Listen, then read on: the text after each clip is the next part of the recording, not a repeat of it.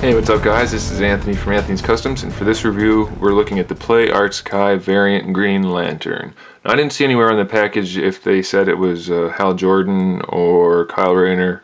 I'm pretty sure they just call him Green Lantern throughout, so that's what I'm going to call him. But he looks like he could probably be either one. But it doesn't really matter, I guess, because you can just call him Green Lantern. So before we look at the figure, let's look at the packaging really quickly. On the back you can see there's a nice picture of the figure itself with Batman and Wonder Woman figures behind him. It has the number of each figure down here and standard stuff there. Some pretty cool artwork on the front. Really cool artwork. I love these packages. And then when we open up to get inside to the window, we have a little bit of artwork here. You can see through to the base that he comes with. That of course can be taken out. And then we have some more artwork here and a little bit of a description about the figure on the inside flap. So pretty nice packaging right there. And as far as accessories go, we have a fist hand for each side. We have an open hand for each side. Nicely detailed with the white and gold and black. Really cool. He's got the power ring right there. Has it on his fist obviously also. And then we have the energy effect hand, which is just a fist hand with a green energy effect. Now I say green a little bit reluctantly because it does have some green shading, but not nearly enough. It ended up being way too yellow, especially considering that the bad guys in Green Lantern universe are yellow. They probably should have gone more white with green rather than yellow with green. Although it doesn't look too bad once it's on the figure and you get used to it pretty quickly, I still think it's a bit of an oversight. I'm pretty sure they were supposed to make it a lot more green than that. But, you know, like I said, it doesn't look horrible.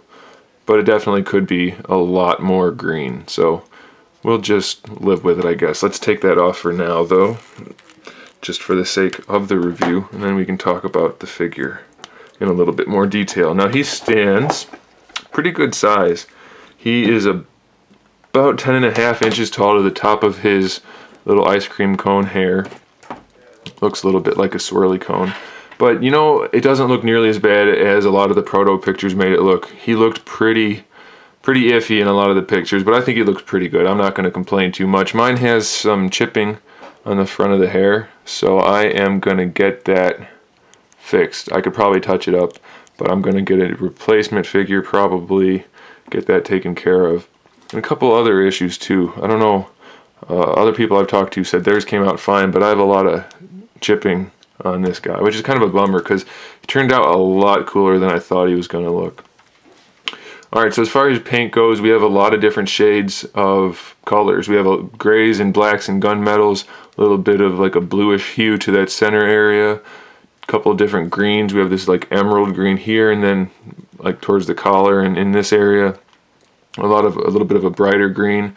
We have a couple silvers and grays and whites and like platinums and black and nice little detailing. So the guy looks really cool. They did a good job with this guy. He's got some gold bits in his boots. And the cool thing about this guy is they envisioned his suit to be semi-armored and semi-power ring armored. So the chest is all translucent green, which is really snazzy looking. His gauntlets have a translucent like platinum color down there. And then his boots have translucent green on them. I think that might be it. I don't think I remember anymore. I don't. But still, it's a really nice touch. It looks really cool. And they did a good job with the emblem on the chest. So I'm pretty happy with him overall. He looks pretty good. The thing that I like least about this guy, other than the yellow power ring energy effect, is that the head is really limited. So let's talk about the articulation. Due to this sculpt, it's very limited. We can look down. Can't look up really at all. You can't look side to side too much, so it's just the swivel and down, which will do. I mean, it's good enough, but it could have been a little better, I think. Shoulders are the standard butterfly joint, so that brings his arm forward pretty far. I like that. Then it's a ball hinge. Now here's something else you need to note. The super metallic paint on the ball hinge does come off when you use that.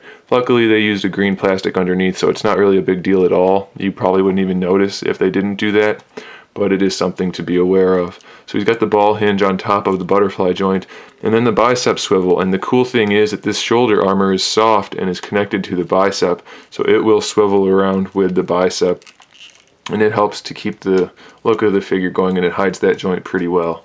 We have a ball hinge in the elbow, so it ratchets and then it swivels at the top and the bottom. You have the same joint in the wrist. You have a double ball peg or a barbell in the torso, so you get pretty good range of motion out of it, forward and backward. You can force it to go a little farther, go side to side. It is a little stiff, but you can get pretty good range out of it, so that's always nice. It swivels. This is on a ball peg, so it swivels all around every way you want. The floating groin piece allows for all the articulation to work nicely. The hips are ratcheted side to side. And they go farther out too, but I'm not going to bother forcing it. And then they also go ratchet forward and back. Really good range of motion. The knees are double hinged, and they actually did a pretty good job with his because of the leg armor. It doesn't look too awkward at all like some of the other knee joints. It could have been done a little bit better, just like Batman. You can see the guts in there a little bit, but it's really not too bad, and you can do a pretty good job of hiding it. And you shouldn't have too many problems with that. So I'm okay with it. It looks really good standing straight up. You can't even tell there's a joint. And then for the ankle articulation, it's the same joint as the wrist, but it's a little bit restrictive because this part of the boot is hard plastic. This one's soft, so that's okay, but the hard plastic is really limiting. So, I mean, it's okay, but you can't get as much forward as you'd like, even though this is soft. And you can't get the ankle rocker to work too much at all because these are fairly firm. I mean, you'll be able to get it done, but it's not as good as it could have been. And then we do have the mid-foot swivel, which I don't like, but it is there. So if you want to use it, you can use it.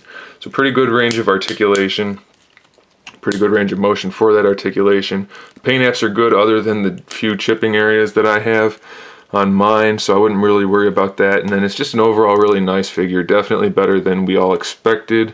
And I don't think anybody will be too disappointed as long as you don't mind this alternate universe style design. He's a really cool looking figure. The proportions are really good, I think. A lot of people were worried about the legs being too long. I don't think they are at all. I think they fit the figure just fine. So I'm going to say go ahead and get them. They cost a little more, but they're really big. They're a lot taller than a lot of the Play Arts, and the detailing is crazy. They look awesome. Good accessories, good sculpt, good articulation. What more could you ask for? So there it is, guys. Thanks for watching. Stay tuned for more figure reviews, custom figures, and other good stuff. And in the meantime, keep collecting.